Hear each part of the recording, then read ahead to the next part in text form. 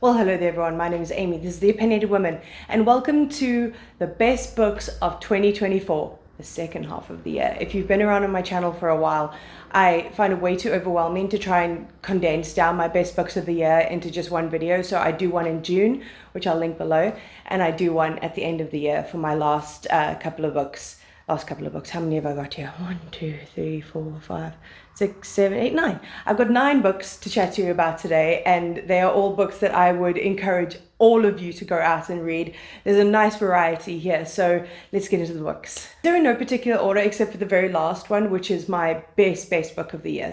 So yeah, the rest of these are all on a par. So the first one is Small Pleasures by Clare Chambers, and Chambers. This is a historical fiction, and we're following our main character Jean, who is a journalist, and she gets a letter at the newspaper that she works at from this woman who said that she has had her daughter through Immaculate Conception, and then she's sent out to go and report on this. And she gets really tied up with their family, like with the original woman who sent her the letter, and the little girl, and the woman's husband, who is...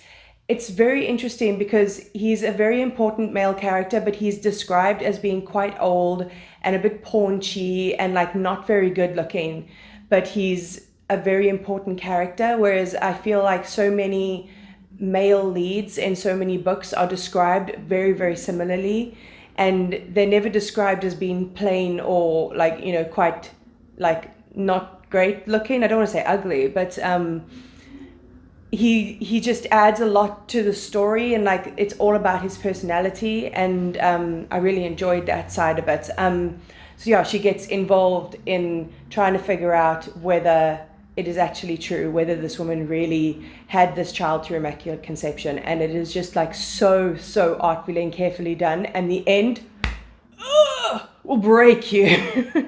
The next one is one that I read in a reading vlog recently, and I'll link that down below, and that's All Roads Lead to This by Clare. This is the best romance that I've read all year.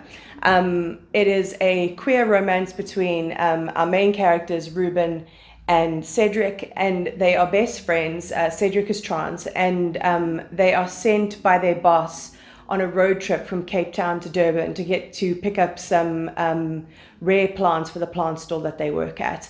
So it's a road trip book, it's a love story. They slowly start to like realize their feelings for each other. There's an only one bed trope, it's friends to lovers. It's just perfectly done, and it's just like has a perfect balance between like yearning and like a gentle like intimacy and like insane horniness.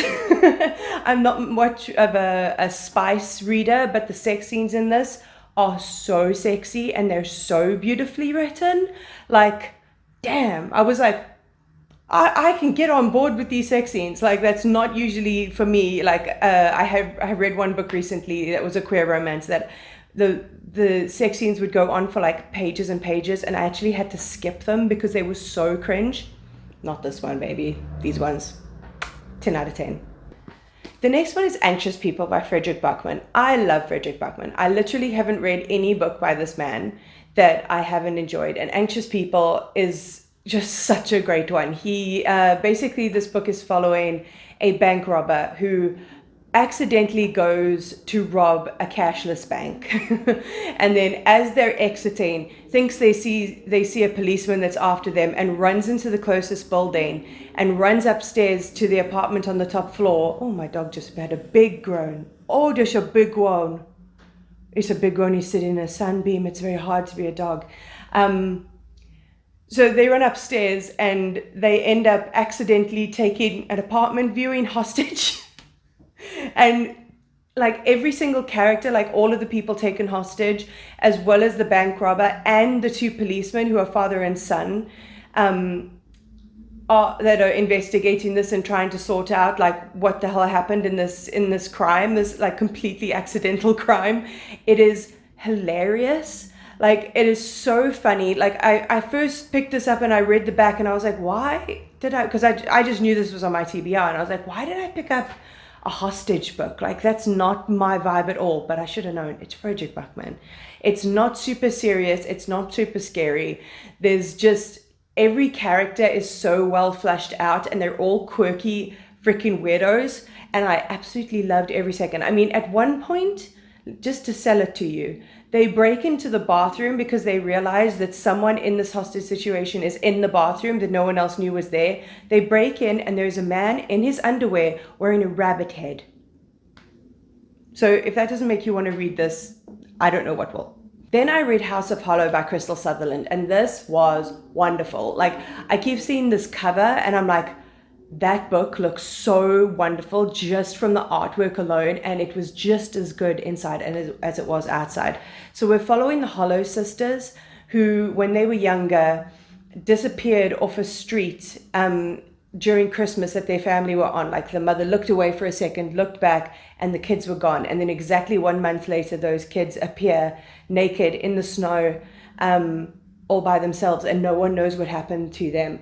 And their father is really under the impression that, like, these are not his children, and they all have very specific scars right here. And this follows when the girls are a little bit older. 2 of them are kind of estranged from their mother, and the other younger one is still in school. And the younger sister, I don't have the physical copy with me because it was from the library, so I can't tell you the names because I can't freaking remember.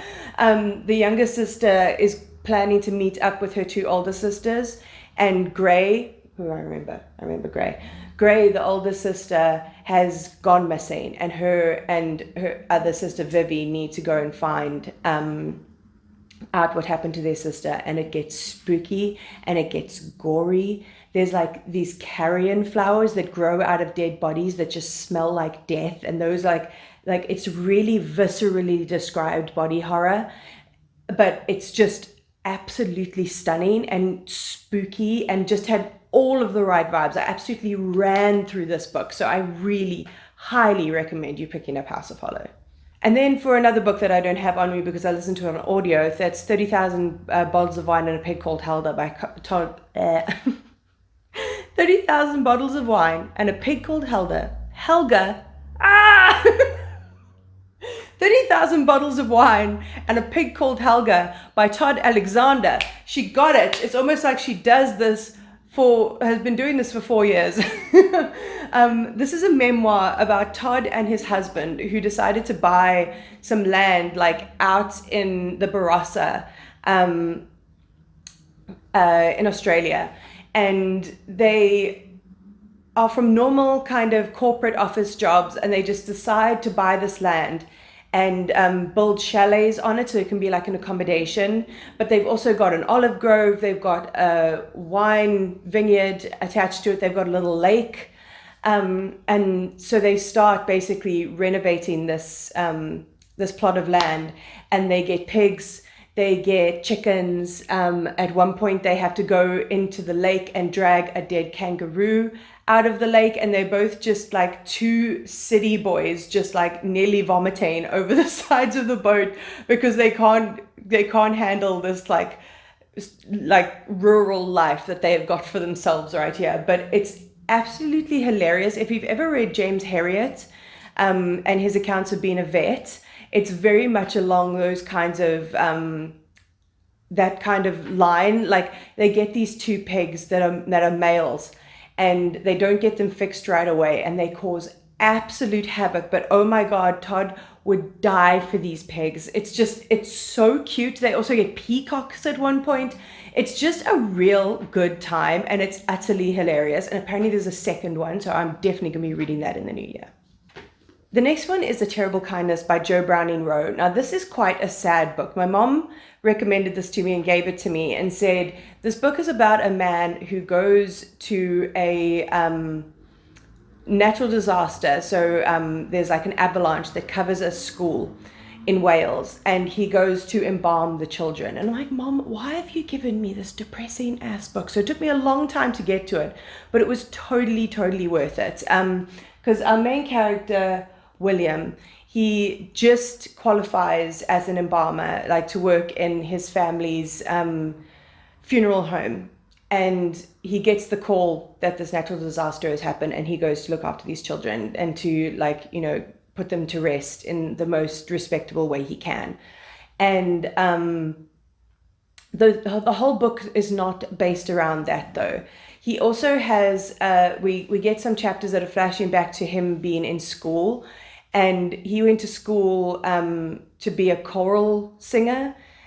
So part of his normal school routine was going to sing in this choir, and everyone wants to get this particular solo. And the one time he gets this particular solo and something goes dramatically wrong, and he refuses to sing from that moment on. So there's this event and the event of the children dying that have really traumatized him, and the whole book is about him trying to run away from this trauma, and ultimately realizing that you can't run away from this trauma. You need to work through it. You need to actually process your issues and not just sprint away from them as fast as you can. And it was just so delicately handled, and her writing is so beautiful. Like, there's so many parts of it that are so very sad, but it just keeps you reading. And like, really, like, don't worry about it being so depressing. It's an absolutely wonderful book, and I highly recommend it. I highly recommend all of these books, obviously. Then most recently, I read Where Sleeping Girls Lie by Faridah, Abike, Iyimide. And I've wanted to read this since I found out, like, the premise of it, that there was even a possibility of this coming out, because I loved Ace of Spades so much. So when I found out that she was writing a black dark academia that is sapphic, I was like, give it to me, please. Please give me the book. So we're following Sade, who has lost both her parents, and then she's gone to this boarding school. What is it called? Alfred Nobel Academy. And she gets there and she gets introduced to this girl that's going to be her roommate. And literally the next day, that girl goes missing.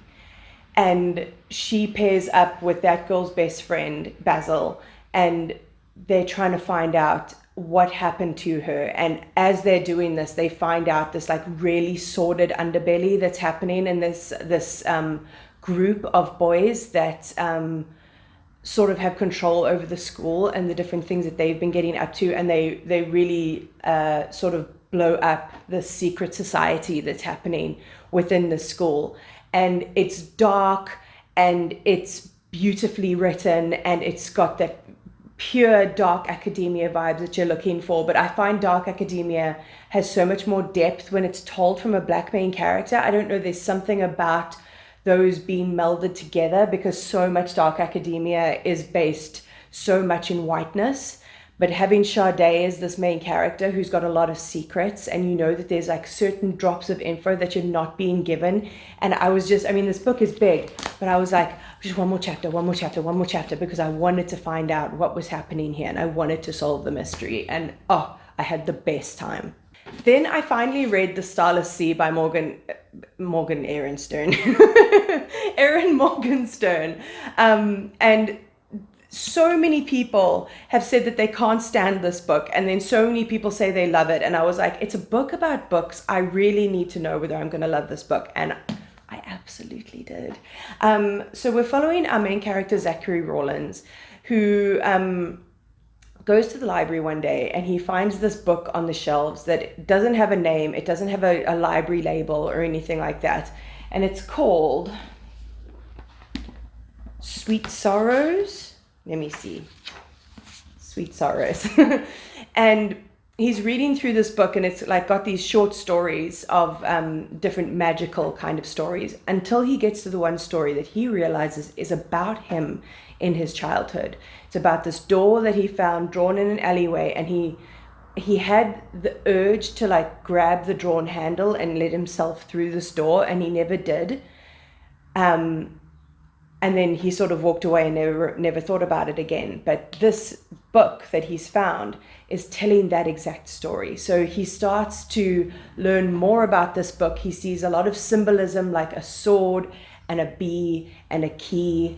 And he starts to follow all of these clues and finds the secret society, and then actually makes his way through one of these drawn doors, because he meets this person who has the magical ability to draw doors onto any surface that lets you through into this magical world. So you basically take a lift and you go down into the depths of the earth, and there is a secret library down there with a bunch of different rooms, and he starts to piece together all of these different stories, and he keeps on finding more and more little clues as he's going through this, while he's trying to track down a friend that he's made, while he's trying to figure out what the Starless Sea is and how it came to be and what is his part in this and why his story is in this book. And it's really hard to describe, but I found it absolutely captivating, and I was along for the ride. Like, I've heard someone describe it as almost like a video game, because you're collecting clues as you go along, and I do kind of see that. It's like a literary video game almost, and it's spooky and it's action-packed, but it's also slow, and it's a book about books, and each chapter is interspersed with a story from Sweet Sorrows or from one of the other books that he manages to find while he's down there. And I just found it absolutely wonderful. So I'm really keen to pick up The Night Circus. And finally, my favorite book of the year, Wild Beauties by Anna-Marie McLemore. This book, oh my God, you see how pretty this is? You see how pretty? It's just as good inside, just like House of Hollow. This book is following the Nomia Bieres family, and particularly Estrella. Like, every single one of these cousins, as well as their mothers, as well as their mothers before them, are named after flowers. And it's because they have the magical ability to grow flowers. Like, they can sink their hands into the earth and grow blooms from that. So all of them have a specific skill with creating different types of flowers. And Estrella grows star flowers. And sometimes she'll wake up in the middle of the night and there'll just be a sheet of star flowers above her bed, which is not usual to happen with a lot of these women. But they live in a place called La Pradera, and I think it's set in Mexico. This is a Mexican-American author, and they're non-binary as well. I read this in a vlog, which I will also link down below.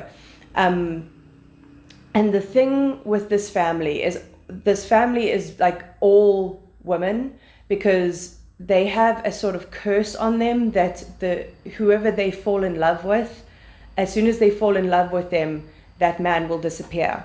And right at the beginning of this book, all four of the cousins, because there's always 4 girls in each generation born, and all of these girls fall in love with the same woman at the same time, and they really want to save her from the fate of the curse. So they all go and gift sort of tokens and do like a ritual, and they gift it to the earth to try and save this woman that they're also in love with. And the next day they wake up and there's a man in the garden, and he doesn't know where he's from, he doesn't know when he's from, and you sort of have to go through them discovering who he is and why he's there and why this curse happened. And it's just so lyrical and beautifully written. It was just, oh, I want to read everything this author has written. That was pretty easy. Oh, an avalanche! I saved it. That is my best books of 2024. It was a great reading year. I think I total read 104 books, either just before this video goes out or just after it. There will be a Crafty Reads wrapping up the last 4 books that I read for the year, but it's been a great one. Please let me know your best book of the year in the comments down below. I'd love to get some recommendations. And if you want to see more from me, my TikTok and Instagram are down below, along with my Kofi link, which is a one-time tip jar if you ever want to support my channel, along with links to buy my crochet creations, because this year I also started my own crochet business, making these little pride flags and other little goodies. So definitely click that link and go and see if there's anything that you like for yourself. But other than that, like and subscribe, all of that fun stuff, and I'll check you next time.